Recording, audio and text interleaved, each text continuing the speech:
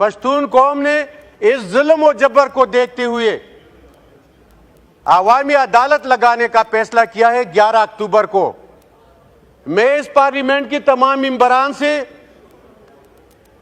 और स्पीकर साहब आपसे ये गुजारिश करना गवाह बनाता हूं कि अगर पश्तून कौम इस दिन स्टेट के खिलाफ या इस मुल्क के खिलाफ फैसला देगी तो मुझे ये बताए कि दारे गद्दार होंगे, हुकूमत गद्दार होंगे या पश्तून कौम के। पश्तो का एक कहावत है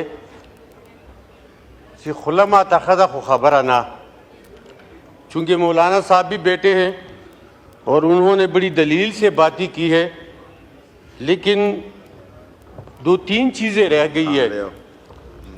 एक तो ये है कि ये पश्तून कौम जो गुज़श्ता 77 साल से एक ही डिमांड कर रही है कि हमें अपना हक दो और हमें जीने दो, लेकिन उनकी जो मिसिंग पर्सन की बात हुई और हुकूमत और इदारों की जो जुल्म और ज़्यादती की बात की गई, उसमें चंद चीज़ें रह गई है।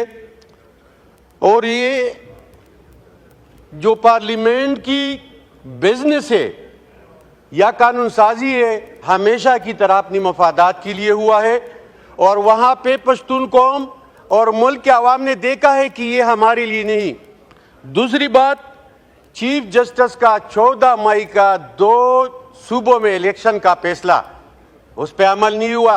लोगों ने देखा कि अदलियाबी अरगमाल है। चौथी बात, 9 मई का ड्रामा इमरान खान निशाना, ये भी आवाम ने देख लिया कि एक मुंतखब वजीर आजम को किस तरह हटाया, रजीम चेंज हुआ और फिर वो जेल चला गया, ये भी आवाम ने देख लिया। चौथी बात, पश्तून कौम का जो डिमांड था कि हमें अपने वसाइल पे हक दो और हमें तहफ़्फ़ुज़ दो। अभी मौलाना साहब से एक गुजारिश मेरी ये है कि उन्होंने पश्तून अवामी अदालत की बात नहीं की। पश्तून कौम ने इस जुल्म और जबर को देखते हुए अवामी अदालत लगाने का फैसला किया है 11 अक्टूबर को। मैं इस पार्लियामेंट के तमाम मेंबरान से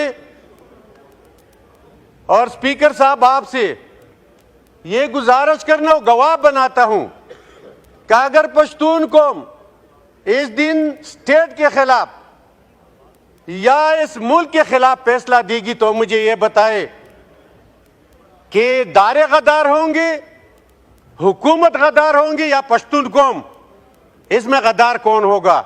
लिहाजा आज फैसले का वक्त है। इस अवाम की डिमांड को मानने वाली जो फैसले वो यहां से करवाए ताकि उनको अपना हक मिले।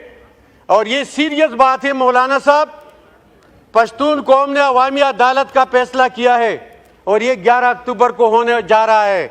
लिहाजा इस दिन से पहले आप फैसला करें कि पश्तून कौम को आपने क्या दिया है और इसका डिमांड किया है, उनकी मिसिंग पर्सन कहाँ पे है और उनकी जो वसाइल पे कब्जे के लिए जो ऑपरेशन किए जा रहे हैं, तो ये फैसले भी होने हैं। और मौलाना साहब एक बात आप भी सुन ले कि 6 महीने के अलावा आप किसी मखलूत हुकूमत से बाहर नहीं थे।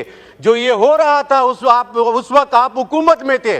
उस वक्त अगर आप ये बात करते तो आज ये माहौल न बनता और न ये फैसले होते। लिहाजा मैं आज पूरे पार्लियामेंट से ये मुतालबा करता हूं कि 11 अक्टूबर को जो पश्तून कौम अवामी अदालत लगाएगी, इसमें गद्दार कौन होगा।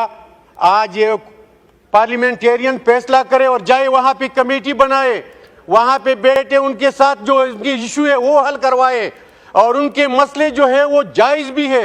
लिहाजा वहां पे धरने बैठे हैं, तिरा में धरना बैठा है, लंडी कोतल में बैठा है, कुकुखेल कौम धरने पे बैठी है, वजीरिस्तान में लोग बैठे हैं।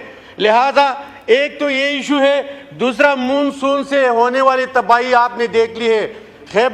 एजेंसी में, डिस्ट्रिक्ट खैबर में, मलागूर में, वहाँ तिरा में, जमरोद में, शलमान में, मलागूर में बहुत सारी दुकानें, वहाँ पे गाड़ियाँ तबाह हो गई है। लिहाजा हुकूमत को चाहिए कि वहाँ पे उनकी जो नुकसानात है उसका अजाला कर सके। बहुत बहुत मेहरबानी।